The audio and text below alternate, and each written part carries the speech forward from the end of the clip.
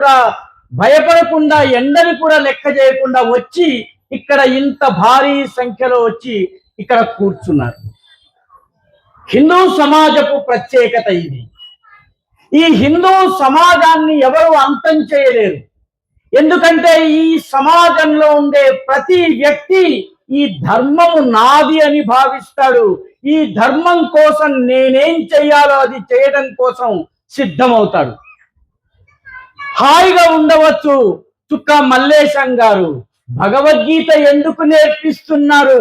ఇంటింటి పిల్లల్ని పిలిపించి వాళ్లకు భగవద్గీత ఎందుకు నేర్పిస్తున్నారు?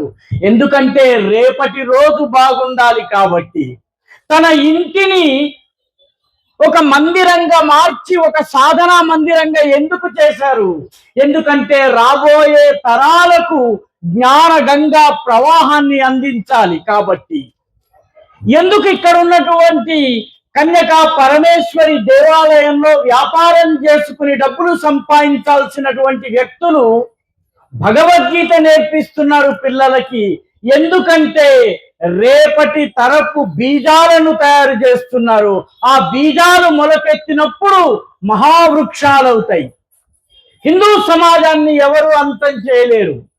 మీరు ప్రయాగలో కుంభమేళకి వెళ్ళి ఉంటారు. చాలా మంది ప్రయాగలో ఒక అక్షయ వటవృక్షం ఉందండి, మర్రి చెట్టు. ఆ మర్రి చెట్టుని నాశనం చేయడం కోసము అక్బర్ నుంచి ఔరంగజేబు దాకా ప్రయత్నించారు.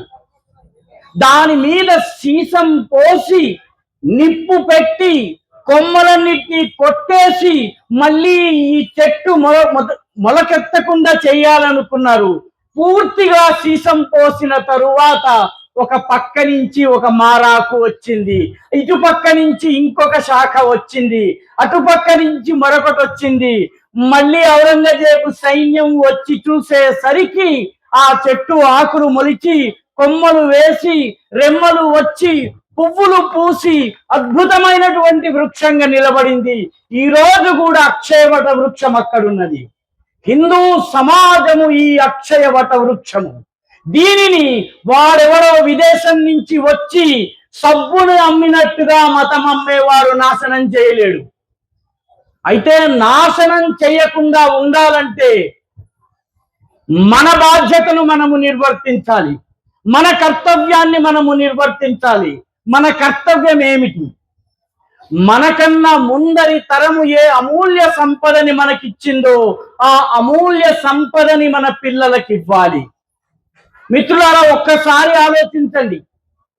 ఒక 30-40 సంవత్సరాల క్రితము పొద్దునే అమ్మ ఒక చెటాకు బియ్యము, అరచెటాకు పప్పు, ఒక చిన్న ఇంత నూనె తీసుకుని రాని పిల్లవాడికి డబ్బిచ్చి పంపిస్తే మనం కిరాణా దుకాణానికి వెళ్లే వాళ్ళం. వీధి చివరిలో ఉండే కిరాణా దుకాణానికి వెళ్లే వాళ్ళము.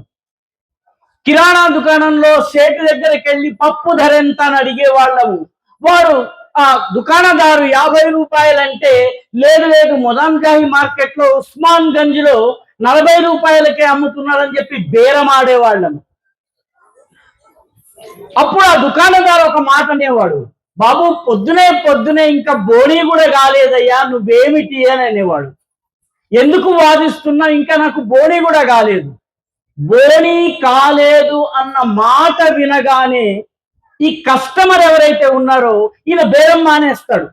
ఎందుకు బేరం మానేస్తాడు? నా వ్యాపారి బాగుండాలి, నా వ్యాపారి చక్కగా ఉండాలి కాబట్టి, నా బోణీ మంచి బోణీ కావాలి కాబట్టి బేరం లేదు, నువ్వెంతిస్తే అంతకి. మొత్తము జాగ్రత్తగా దోకిన తరువాత వ్యాపారి మొత్తం అంతా పొట్లం కట్టిన తర్వాత ఒక పని చేసేవాడు. అదేంటంటే ఒక గుప్పెడితోటి బియ్యం తీసి అదనంగా వేసేవాడు.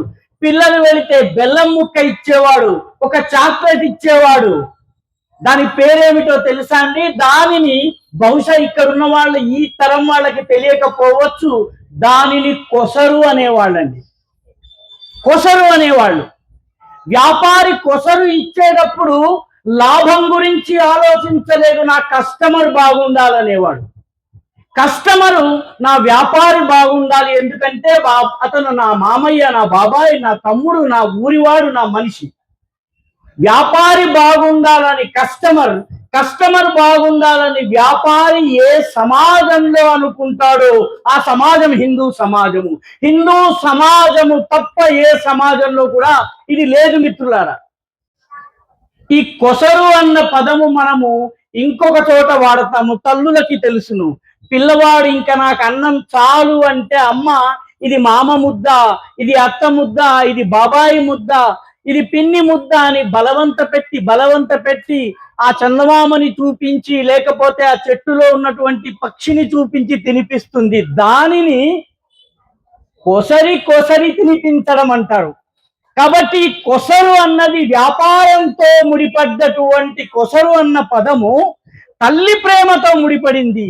తల్లి ప్రేమకు వ్యాపారానికి తేడా లేనటువంటి రెండిటిలోనూ సమభావం ఉండే ఏకైక సమాజము హిందూ సమాజం. హిందూ సమాజంలో మరొక ప్రత్యేకత ఉంది. ఇక్కడ ఒకరితో ఒకరు కలిసిమెలిసి జీవిస్తారు. మీ ఇంట్లో ఒక కొత్త బిడ్డ పుట్టిందనుకోండి, బిడ్డ పుట్టగానే ఇప్పుడంటే నర్సింగ్ హోమ్లు వచ్చినాయి, ఇప్పుడంటే హాస్పిటల్లో కాన్పులు జరుగుతున్నాయి. మీ నాయనమ్మల్ని అమ్మమ్మల్ని అడగండి, ఆ సమయంలో ఇళ్లలో కాన్పులు జరిగేవి. ఇళ్లలో కాన్పులు జరిగినప్పుడు బిడ్డ పుట్టినప్పుడు మాయ, అమ్నియాటిక్ ఫ్లూయిడ్ అంటారు ఇంగ్లీష్లో, ఆ మాయ వచ్చేది. ఆ మాయను పట్టడం కోసము కుండ కావాలంటే కుమ్మరి కావాలి. బిడ్డ పుట్టగానే కుమ్మరి కావాలి, ఎందుకంటే కుండ కావాలి. కుండ ఎందుకు కావాలంటే అమ్నియాటిక్ ఫ్లూయిడ్ అని ఇంగ్లీష్లో దేన్ని అంటామో ఆ మాయని పట్టడానికి. ఆ తరువాత బొడ్డుతాడు కోయడం కోసము ఇప్పుడంటే హాస్పిటల్స్ ఉన్నాయి. 40-50 సంవత్సరాల క్రితం ఇళ్లలో కాన్పులు జరిపినప్పుడు మామూలు వెదురుతో, తల షార్పుగా చేసిన వెదురుతో బొడ్డుతాడును కోసేవాళ్ళు. ఈ బొడ్డుతాడును కోసేందుకు వెదురు కావాలంటే మేదరి కావాలి. ఆ తరువాత పిల్లవాడికి కొత్త బట్టలు కావాలి, ఆమెకి బట్టలు కావాలి, నేతన్న కావాలి.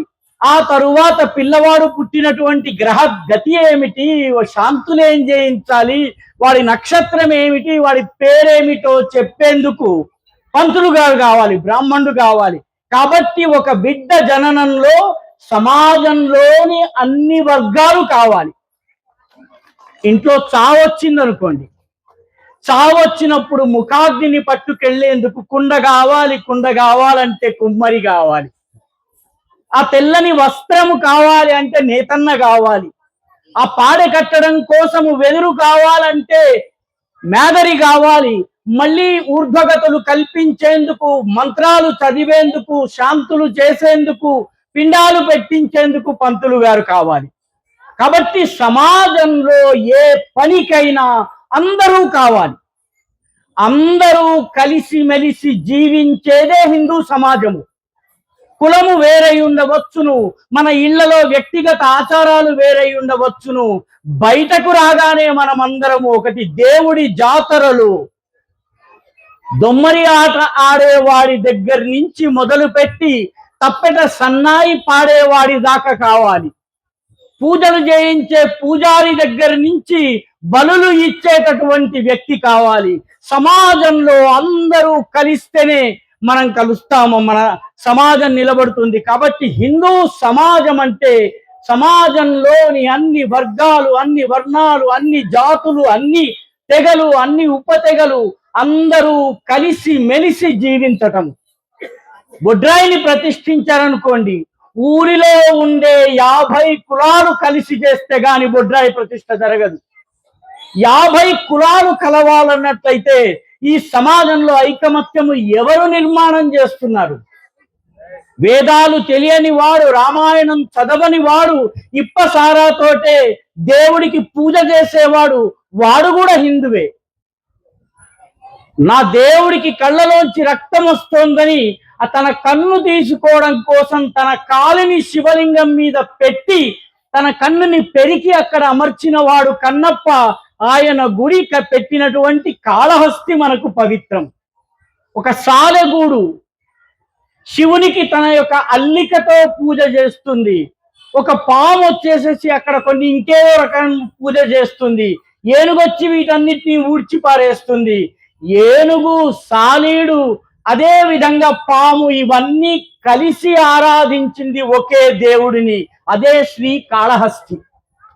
కాబట్టి హిందూ సమాజంలో మనలో ఎంతమందికి తెలుసు వెంకటేశ్వర స్వామికి మొట్టమొదటి ద్వారాలు తెరిచి మొట్టమొదటి పూజ చేసేటప్పుడు మొట్టమొదటి దర్శనం చేసుకునేది ఎవరో తెలుసునండి? గొల్లలు. గొల్లల దర్శనం జరిగిన తరువాతే ఏ గొప్ప సన్యాసి అయినా, సాధువు అయినా, మహాపురుషుడైనా, పీఠాధిపతి అయినా, దేశ రాష్ట్రపతి అయినా మొట్టమొదటి దర్శనము గొల్లవాడు చేయవలసిందే వెంకటేశ్వర స్వామిని. వెంకటేశ్వర స్వామికి ఉన్నటువంటి అనేక హారతుల్లో ఒక హారతి దొంగల హారతి. ఆ కొండ మీదకి వచ్చే భక్తుల్ని దోచుకునే వాళ్ళు హారతి పట్టేవాళ్ళు. కాబట్టి హిందూ సమాజంలో అన్ని పనులు దైవార్పితం. ఇందాక కూచిపూడి నృత్యం చేశారు. ఆ కూచిపూడి నృత్యం ఎవరి కోసం చేశారు? దేవుని కోసం చేశారు. భగవద్గీత పాడారు, ఎవరి కోసం? దేవుని కోసము. భక్తి గీతం పాడారు, ఎవరి కోసం? దేవుని కోసము. భారతీయుడి చిత్రకళ, శిల్పకళ, రచన, కావ్యము, కవిత అన్ని ధర్మం కోసమే. అందుకనే ఈ ధర్మాన్ని కాపాడడం అంటే ఈ కళలన్నిటినీ కాపాడడం. మన అదృష్టం ఏంటంటే చిన్న చిన్న పిల్లలు ఇక్కడ అద్భుతమైనటువంటి నృత్యాన్ని చేశారు. వాళ్ళు మన రేపటి విత్తనాలు. ఈ విత్తనాలను కాపాడుకున్నట్లయితే రేపు ఈ సంస్కృతి కాపాడబడుతుంది. ఈ పని మనది. హిందూ సమాజంలో ఘర్షణకు తావులేదండి. హిందూ సమాజంలో పోరాటానికి తావులేదు, అంతర్గత పోరాటానికి తావులేదు. పరమశత్రువులైనటువంటి పామును పరకగా కలిగి ఆ పాము యొక్క పరమశత్రువైనటువంటి గరుత్మంతుణ్ణి వాహనంగా కలిగినటువంటి వాడు శ్రీ మహావిష్ణువు. మనందరికీ ఏం చెప్తున్నాడు? పరస్పరము కలహించుకునేటటువంటి ఈ రెండు కలిసి జీవించగలిగే సమాజము, అదే ఆదర్శ హిందూ సమాజము. శ్రీ మహావిష్ణువు యొక్క మూర్తి మనకు చెప్పే పాఠం అది. శివుణ్ణి చూడండి, శివుడి కుటుంబం చూడండి. శివుడి కుటుంబాన్ని చూస్తే ఆశ్చర్యం కలుగుతుంది. శివుడు ఒంటికి భస్మం పూసుకుని కూర్చుంటాడు, ఏనుగు చర్మాన్ని కప్పుకుని తిరుగుతూ ఉంటాడు, శ్మశానాల్లో తిరుగుతుంటాడు. ఆయన ఫ్రెండ్స్ అందరూ భూతాలు, ప్రమథగణాలు, రకరకాల పిశాచాలు. భార్య అయినటువంటి పార్వతీదేవి అద్భుతమైనటువంటి హిమరాజపుత్రి, అద్భుతమైనటువంటి వస్త్రాల్ని ధరిస్తుంది, అద్భుతమైన కిరీటాన్ని ధరిస్తుంది, సకలాభరణాలు ఉంటాయి. అమ్మవారికి అయ్యవారికి పోలిక లేదండి. కేవలము అంతేకాదు, వాళ్ళ పిల్లల మధ్య కూడా పొంతన లేదు. ఒక పిల్లవాడు తనను దేవతల సైన్యాధిపతి కాబట్టి మిలిటరీ జనరల్ ఎలా ఉంటాడు అలా ఉంటాడు కుమారస్వామి. ఇంకొక ఆయన లేబర్ క్లాస్ కి లీడర్, భారతీయ మజ్దూర్ సంఘ్ నాయకుడు కాబట్టి పెద్ద పొట్టతో ఉంటాడు, తొండంతో ఉంటాడు. ఆయన వినాయకుడు. ఇద్దరిలో కూడా పొంతన లేదు. వాళ్లకు మాత్రమే కాదు, ఇంకొక తమ్ముడు ఉన్నాడు. ఆ తమ్ముడికి తల్లి లేదండి. ఆయన పేరు అయ్య అప్ప. అయ్య కూడా మగవాడే, అప్ప కూడా మగవాడే. ఒకరికి ఒకరికి పొంతన లేదు. వాళ్లకు మాత్రమే కాదు, వాళ్ళ వాహనాలకి పొంతన లేదు. మిత్రులారా, వినాయకుడి వాహనమైన ఎలుక శివుని మెడలో ఉండే పాముకి ఆహారము, శివుని మెడలో ఉండే పాము కుమారస్వామి వాహనమైన నెమలికి ఆహారము, అయ్యవారి వాహనమైనటువంటి నంది అమ్మవారి వాహనమైనటువంటి సింహానికి ఆహారము. అంటే వాళ్ళ మధ్య కాదు, వాళ్ళ వాహనాల మధ్య కూడా పొంతన లేదు, కానీ కలిసి మెలిసి జీవిస్తున్నారు. ఆదర్శ కుటుంబం ఎలాంటిదంటే శివుని కుటుంబము. ఒకరికి ఒకరికి పొంతన లేకపోయినా కలిసి జీవిస్తున్నారు. అందుకే ప్రతి ఇంట్లో శివుని కుటుంబం బొమ్మ ఉండాలి. శివుని కుటుంబం బొమ్మ ఎందుకు ఉండాలి? ఎందుకంటే చిన్న విషయంలో భార్యాభర్తలు కలహించుకుంటారు. చిన్న విషయంలో కొడుకు సెల్ ఫోన్ కొనివ్వలేదు, జై హుస్సేన్ సాగర్ అంటాడు. వాడు ఎవరో నేను నిన్ను ప్రేమించటం లేదంటాడు. ఈ అమ్మాయి అప్పటికప్పుడు బాత్రూములు గడిగేది తాగేసేసి చనిపోతుంది. ఇటువంటివన్నీ పోవాలన్నట్టయితే శివుని కుటుంబాన్ని ఆరాధించాలి. శివుని కుటుంబంలో ఉన్నటువంటి వైరుధ్యాలు, డిఫరెన్సెస్, ఇవి ఇన్కంపాటిబిలిటీస్ కాకుండా ఇవి ఒకరినొకరి మధ్య అవగాహన నేర్పుతున్నాయి. కాబట్టి మన దేవతల విగ్రహాలు మామూలుగా రాలేదండి. వాటి వెనక అద్భుతమైనటువంటి సంఘటన శాస్త్రం ఉంది, సమాజాన్ని కలిపేటటువంటి శాస్త్రం ఉంది. అమ్మవారిని చూడండి, అమ్మవారికి 10 చేతులు ఉంటాయి. తలలు ఎన్ని ఉంటాయి? ఒకే తల ఉంటుంది. రావణాసురుణ్ణి చూడండి, రావణాసురుడికి చేతులు ఎన్ని ఉంటాయి? 2 ఉంటాయి. తలలు ఎన్ని ఉంటాయి? 10 ఉంటాయి. ఒక తల టీ పెట్టమంటే ఒక తల సినిమాకి వెళ్దామంటుంది, ఒక తల పరీక్ష రాయమంటే ఇంకో తల లేదు లేదు సినిమా చూద్దామంటూ 2 తలలు. 10 రకాలుగా ఆలోచించే సమాజము రావణాసురుడి గతి. ఏకరూపంగా, ఏకాకారంగా, ఏకోన్ముఖంగా ఆలోచించి 10 చేతులతో పనిచేసే సమాజము దుర్గా అమ్మవారి యొక్క ఆదర్శంతో అభివృద్ధి సాధిస్తుంది. అందుకే ఇక్కడ ప్రతి సంవత్సరం అమ్మవారిని పెడతాం. అమ్మవారి నుంచి మనము కలిసి మెలిసి జీవించటము, ఒకే ఆలోచనతో 10 చేతులు కలిసి పనిచేయడాన్ని నేర్చుకోవాలి. కాబట్టి మిత్రులారా, హిందూ సమాజము ఈరోజు తమ యొక్క పురాణ గాథల నుంచి, తమ చరిత్ర నుంచి, తమ ఇతిహాసం నుంచి పాఠాలు నేర్చుకోవాలి. ఇక్కడే భద్రాచలం ఉంది. భద్రాచలంలో రాముల వారికి గుడి కడితే తానీషాకి కోపం వచ్చి జైల్లో పెట్టాడు. జైల్లో పెడతాడని తెలిసిన తరువాత కూడా గుడి కట్టాడు. ఏమన్నాడు అప్పుడు రామదాసు? తక్కువేమి మనకు రాముండొక్కడుండు వరకు, పక్క తోడుగా భగవంతుడు మన చక్రధారియే చెంతగనుండగా. ఏదో వేణువు వాయించే కృష్ణుడు కాదండి, ఆవుల్ని మేపేటటువంటి కృష్ణుడు కాదండి, అమ్మాయిల చీరలెత్తుకుపోయే కృష్ణుడు కాదండి, చక్రధారి నా చెంతన ఉన్నాడన్నటువంటి భరోసా వచ్చింది. కాబట్టి రాముణ్ణి పూజించండి, రాజారాముణ్ణి పూజించండి, రాముణ్ణి పూజించండి, దశరథ రాముణ్ణి పూజించండి, రాముణ్ణి పూజించండి, అయోధ్య రాముణ్ణి పూజించండి, రాముణ్ణి పూజించండి, సౌమిత్రి రాముణ్ణి పూజించండి. సౌమిత్రి అంటే లక్ష్మణుడు. రాముణ్ణి పూజించండి, ఆంజనేయ స్వామి యొక్క నాయకుడైనటువంటి రాముణ్ణి పూజించండి. కానీ ఈ పూజలన్నీ చేస్తున్న సమయంలో రాముడు చేసినటువంటి అసలు పని, ఆయన కోదండ రాముడు ఆయుధాన్ని చేతబూని ధర్మం కాపాడడం కోసము లంక మీదకు వెళ్ళాడు, విజయం సాధించి వచ్చాడు. ఆ కోదండ రాముణ్ణి మర్చిపోకండి. కోదండరాముని రూపముని మనసులో ధ్యానించనట్టయితే నువ్వు హిందువువి కావు. కాబట్టి మిత్రులారా, ఈరోజు హిందూ సంఘటన, హిందువుల మధ్య ఐకమత్యం గురించి చెప్పనవసరం లేదు. ఇంతమంది ఈ సమయంలో ఇక్కడికి వచ్చి అమ్మలు, పెద్దవారు, అందరూ, పిల్లలు కూడా ఉన్నారు. పిల్లలు అటు ఇటు పరిగెడుతున్నారు, కోతుల్లా పరిగెడుతున్నారు. కోతుల్లా పరిగెడుతుంటే ఎవరికైనా అనిపించవచ్చు, ఏమిటి కోతు పని ఇదంతా. గుర్తుపెట్టుకోండి, కోతులు అయ్యేదెందుకురా, కొమ్మలు విరిచేటందుకురా, కొమ్మలు విరిచేదెందుకురా, వారధి గట్టేటందుకురా. వారధి అంటే వంతెన. వారధి గట్టేదెందుకురా, లంకకు చేరేటందుకురా, లంకకు చేరేదెందుకురా, రావణు చంపేటందుకురా, రావణు చంపేదెందుకురా, సీతను తెచ్చేటందుకురా, సీతను తెచ్చేదెందుకురా, రామునికిచ్చేటందుకురా, రామునికిచ్చేదెందుకురా, అయోధ్య చేరేటందుకురా, అయోధ్య చేరేదెందుకురా, రామరాజ్యము స్థాపించేటందుకురా. కాబట్టి ఇక్కడ మనకి చిన్న చిన్న పిల్లలు ఎవరైతే కనపడుతున్నారో వీళ్ళు ఈరోజు కోతుల్లా కనిపిస్తున్నారు. రేపు రామరాజ్య స్థాపనకు వారధులు, సారథులు అవుతారు వీళ్ళు. కాబట్టి వీళ్ళకి సత్సంస్కారాలు నిర్మించవలసినటువంటి బాధ్యత మనందరి పైన ఉంది. ఇంట్లో నాయనమ్మ పైన ఉంది, ఇంట్లో అమ్మమ్మ పైన ఉంది, అమ్మ పైన ఉంది, నాన్న పైన ఉంది, మామయ్య పైన ఉంది. మనందరము మన కుటుంబానికి సత్సంస్కారాలు నేర్పించాలి.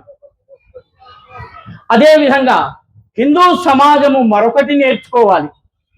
హిందూ సమాజము ప్రతి చిన్న సమస్య రాగానే బేలలాగా దీనుడిలాగా ఏడిచింది. సీతమ్మ వారు ఏడవలేదండి. రావణాసురుడి కంచు కోట లోపల ఉండి కూడా నువ్వు గడ్డిపోచవన్నది సీతమ్మ వారు. మనం ఎందుకు భయపడుతున్నాం? కాబట్టి హిందూ సమాజంలో ఉన్నటువంటి శక్తిని జాగృతం చేయాలి. మనము గనక తలుచుకుంటే హిందూ సమాజము ఒక కన్ను తెరిస్తే పశ్చిమ బెంగాల్లో ఫలితం మారిపోయింది. హిందూ సమాజము కన్ను తెరిస్తే అస్సాంలో ఫలితం మారిపోయింది. ఈ 140 కోట్ల భారతీయులు ఎవరైతే ఉన్నారో వీళ్ళందరి సామూహిక సంకల్ప శక్తిని గనక మనం ఆహ్వాన చేసినట్లయితే ఈ దేశము పరమ వైభవపు చరమ శిఖరికి వెళ్తుంది మిత్రులారా. ఇది మామూలు దేశం కాదు మిత్రులారా. ఒక్కసారి భారతదేశపు మ్యాప్ వైపు చూడండి. కైలాసంలో శివుడు ఉన్నాడు. శివుడు ధ్యాన ముద్రలో ఉండి ఒక చెయ్యి చాస్తే అది అస్సాం దాకా వెళ్ళింది, ఇంకొక చెయ్యి చాస్తే అది గుజరాత్ దాకా వెళ్ళింది. దక్షిణాగ్రాన కన్యాకుమారిలో అమ్మవారు కన్యక రూపంలో కూర్చున్నారు, ఉత్తరాభిముఖంగా కూర్చున్నారు. ఆమె ఒక చెయ్యి చాస్తే గుజరాత్ దగ్గరికి వెళ్ళింది, ఒక చెయ్యి చాస్తే అస్సాం దాకా వెళ్ళింది. పార్వతీ పరమేశ్వరుల పవిత్ర ఆలింగన ఫలితంగా ఏర్పడ్డటువంటి ఈ పవిత్ర భారత భూమి కోసం పనిచేయడం ఇది మనందరి అదృష్టము. ఈ దేశంలో జన్మనెత్తడం అదృష్టము, ఈ దేశం కోసం పనిచేయడం అదృష్టము. ఈ 100 సంవత్సరాల RSS ప్రయాణము మనకేదన్నా నేర్పిస్తే రాబోయే తరతరాలు గుర్తుంచుకునేలాగా హిందువులుగా జీవించేటటువంటి అద్భుతమైనటువంటి ప్రేరణను మనము మన తరువాతి తరాలకు అందించాలి. అలా అందించాలంటే ముందు మనము మానసిక హిందువులుగా మారాలి. ఎందుకంటే శివుడిని పూజ చేయాలంటే నువ్వు ముందు శివుడిగా మారాలి. అంగన్యాసాలు కరన్యాసాలు చేసి నిన్ను శివుడిగా మార్చుకున్న తరువాత నేను శివుడైన తరువాతనే శివుడిని పూజ చేసే అర్హత పొందుతాను. అందుకనే ముందు ఈ భుజాలు, చేతులు, నుదురు, పాలము, శిఖ ఇవన్నిట్లో కూడా శివుణ్ణి ప్రవేశపెడతాము. కాబట్టి శివో భూత్వా శివం యజేత్, శివునిగా మారి హిందువుగా మారి నీ తరువాతి తరాన్ని హిందువుగా చెయ్యి. ఈ ప్రేరణతో మనం గనక ఇక్కడి నుంచి వెళితే మనము మన సమాజం కోసం పనిచేయగలం. రాబోయే 20-15 సంవత్సరాలు మిత్రులారా ప్రపంచ చరిత్రను మార్చబోతున్నాం. మనము మన హిందువుల సామూహిక శక్తి ద్వారా భారత మాతను జగన్మాతగా, జగద్గురువుగా, జగజ్జేతగా నిలబెట్టబోతున్నాము. ఈరోజు వీసాల కోసం అమెరికన్ కాన్సులేట్ ముందు టిఫిన్ బాక్సులు కట్టుకుని వెళ్ళి క్యూలో నిలబడి దుర్భరమైనటువంటి అవమానాల పాలవుతున్నటువంటి మనము రేపు అమెరికా, ఇంగ్లాండ్, జర్మనీ, జపాన్ వాడు క్యూ గట్టి మన ముందు నిలబడి మీ దేశంలోకి మమ్మల్ని రానివ్వండి, మీ దగ్గర చదువుకుంటామండి, మీ గురువుల దగ్గర నేర్చుకుంటామండి అనేటటువంటి రోజును తీసుకుని రావాలి. దానికోసమే మనం అందరము పనిచేయాలి మిత్రులారా. కాబట్టి హిందూ సమ్మేళనం యొక్క లక్ష్యము రాబోయే 15-20 సంవత్సరాల పోరాటానికి మనం సన్నద్ధం కావడము. ఈ పోరాటం ద్వారా ఈ భారత మాతను జగన్మాతగా, జగజ్జేతగా, జగద్గురువుగా చేయటము. ఆ లక్ష్యం కోసమే మనందరం పనిచేద్దాము. అందరికీ శుభాకాంక్షలు, ధన్యవాదాలు. జై శ్రీరామ్.